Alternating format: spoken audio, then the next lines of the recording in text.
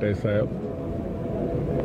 ఈరోజు ఒక పవిత్రమైన కార్యక్రమానికి అమరావతిలో సంకల్పం చేశాం. దేవతల రాజధాని అమరావతి, ఆంధ్రప్రదేశ్ ప్రజా రాజధాని అమరావతి, కలియుగ దేవుడు వెంకటేశ్వర స్వామి. అలాంటి కలియుగ దేవుడు ఈ రాష్ట్రంలో అవతరించడం, ఈ పవిత్రమైన భూమిలో అవతరించడం మనందరి అదృష్టం. ఈరోజు కృష్ణానది ఒడ్డున ఇక్కడ అమరావతిలో వెంకటేశ్వర స్వామి ఆలయాన్ని ఎక్స్పాన్షన్ కోసం ఫౌండేషన్ వేసుకున్నాం. ఇది ఒక 260 కోట్ల రూపాయలు ఖర్చు పెట్టి తిరుమలలో ఏ విధంగా ఉందో అదే నమూనా ఇక్కడ క్రియేట్ చేసి ఎప్పటికప్పుడు ప్రతి ఒక్క భక్తులు కూడా దేవుణ్ణి దర్శించుకోవాలి, ఆశీస్సులు పొందాలి. ఏ కష్టాలు వచ్చినా దేవుని చెప్పుకుంటే ఆయన కష్టాలు తీరుస్తారనే ఉద్దేశం ఉంటుంది. ఆ భక్తి భావంతో అందరూ వస్తారు. వెంకటేశ్వర స్వామి దగ్గరికి వెళ్ళినప్పుడు ఏ భావన వస్తుందో అదే భావన వచ్చేట్టుగా ఇక్కడ అన్ని వస్తువులు క్రియేట్ చేస్తాం. నాకు ప్రాణభిక్ష పెట్టింది వెంకటేశ్వర స్వామి. నాకు కుల దైవం మా కుటుంబానికి వెంకటేశ్వర స్వామి.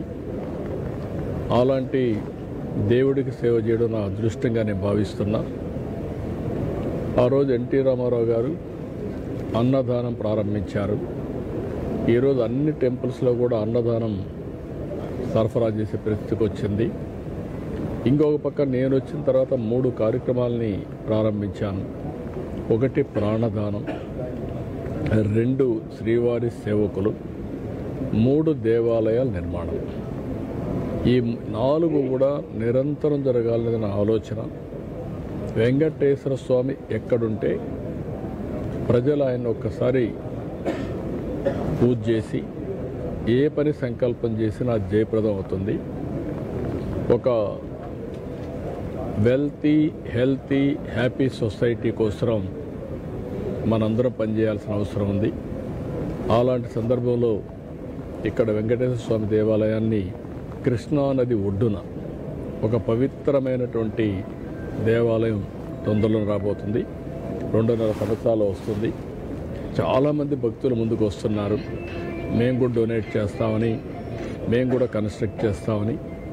కొంతమంది అయితే బాంబేలో రేమండ్స్ అయితే 100 కోట్ల రూపాయలు ఖర్చు పెట్టి దేవాలయం నిర్మాణం చేస్తున్నారు. ఇటీవల ఒక భక్తుడు వచ్చి నా దగ్గరికి వచ్చి 122 కేజీల గోల్డ్ని దేవునికి ఇచ్చే పరిస్థితికి వచ్చారు. అతనికి వ్యాపారంలో ఆదాయం వచ్చింది. వెంకటేశ్వర స్వామి భక్తుడు. ఆయన వల్ల ఆయనకు సంకల్పించింది కాబట్టి తిరిగి వెంకటేశ్వర స్వామికి ఇవ్వాలనే ఉద్దేశంతో దగ్గర 120 కోట్లంటే 122 కేజీలంటే 150 కోట్లు విలువ వెంకటేశ్వర స్వామికి ఇచ్చే పరిస్థితికి వచ్చారు. ఈరోజు ఇక్కడ సుచిత్ర ఎల్లా గారు బోర్డు మెంబర్ స్వచ్ఛందంగా ముందుకొచ్చి ఈ దేవాలయంలో నేను మొదటి కాంట్రిబ్యూషన్ కింద 2 కోట్లు ఇస్తాను ముందుకు వచ్చారు. వారిని మనస్ఫూర్తిగా అభినందిస్తున్నా. దాతలు స్వచ్ఛందంగా రావాలి. ఏ దేవాలయం ఆ దేవాలయం మనం మేనేజ్ చేసే పరిస్థితి రావాలి. నేను ముందు చెప్పినట్టు ఈ దేవాలయం కూడా ఒక అటానమస్గా తయారై వెంకటేశ్వర స్వామి దేవాలయానికి మెయిన్ టీటీడీకి అనుసంధానం చేస్తూ నిత్యం అన్నదానం, ప్రాణదానం ఇన్ కోర్స్ ఆఫ్ టైం. ఇంకొక పక్క శ్రీవారి సేవకులు ఇక్కడ వచ్చి సేవ చేసే భాగ్యం.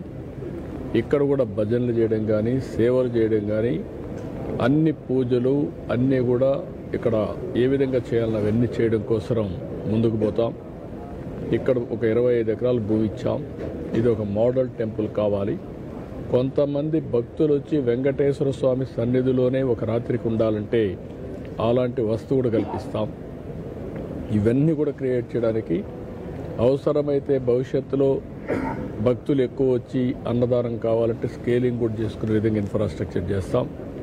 ఇది ఒక పవిత్రమైన స్థలంగా ఇక్కడ చేయడమే కాకుండా దేశంలో ఉండే అన్ని రాజధానుల్లో ఎలాంటి దేవాలయాలకు సంకల్పం చేస్తాం.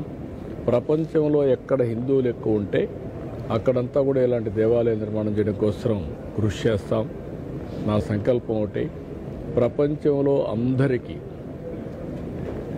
ఒక ఆనందం, ఒక ఆరోగ్యం, ఒక సంపదనిచ్చే కలియుగ దేవుడు వెంకటేశ్వర స్వామి. ఆయన అన్ని ప్రాంతాల్లో ఉండాల్సిన అవసరం ఉంది. అందరికీ ఎప్పటికప్పుడు దీవెనలు ఇవ్వాల్సిన అవసరం ఉంది, ఆశీస్సులు ఇవ్వాల్సిన అవసరం ఉంది. అందుకే ఈ కార్యక్రమాన్ని ఒక పవిత్రమైన భావంతో చేస్తూ ముందుకు పోవడం కోసం అన్ని విధాల ప్రయత్నం చేస్తున్నాం. దేవాలయాల నిర్మాణానికి కూడా నేను ప్రజలందరికీ విజ్ఞప్తి చేస్తున్నా, అనునిత్యం ముందుకు రావాలి. మీరు ఒక దేవాలయం కట్టినా పర్వాలేదు, దాన్ని సంతోషిస్తాం, స్వాగతిస్తాం.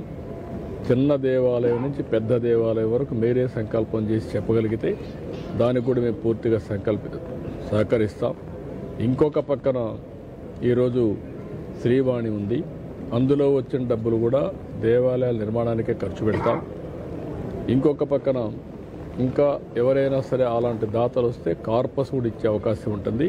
అన్ని విధాలా సహకరించమని కోరుకుంటూ ఈరోజు ఒక పవిత్రమైన కార్యక్రమానికి శంకుస్థాపన చేయడం నా అదృష్టంగా భావిస్తూ అందరికీ నమస్కారాలు. గోవిందా గోవిందా.